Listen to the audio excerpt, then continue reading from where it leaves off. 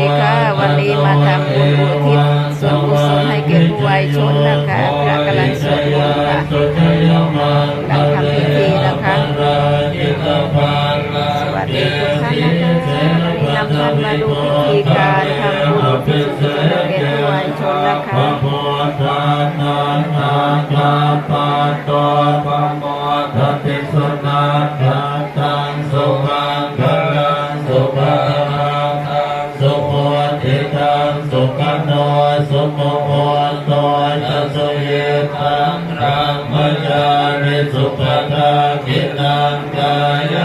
ที่ให้แด่ผู้วายชนค่ะสี่รูปห้ารูปนี่แหละ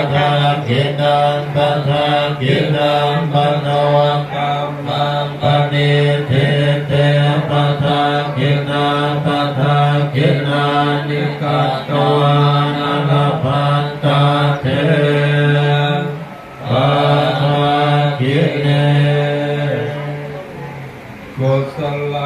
ธรรมะกุศลธรรมะปยาสตธรรมะสุขายเวทนายะสัพพโยธาธรรมะ อนุโมทนาสาธุด้วยกันนะคะทำบุญอุทิศให้แด่ผู้วายชนนะคะผู้ล่วงลับไปแล้วค่ะทำบุญอุทิศให้ค่ะวิภากธรรมธรรมเท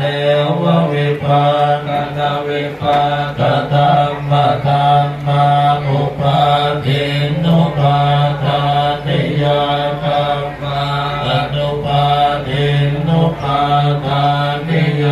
ธรรมอนุปาทินานุปาทานิยธรรม เตรียมจัดอาหารให้ไว้พระด้วยนะคะ สิกขาธรรมะอัจฉังกิเลสอัจฉังกิเลสสิกขาธรรมะสัพพิธรรมทิเดสิกขาธรรมะสัมวิตาสัมวิจาระธรรมะ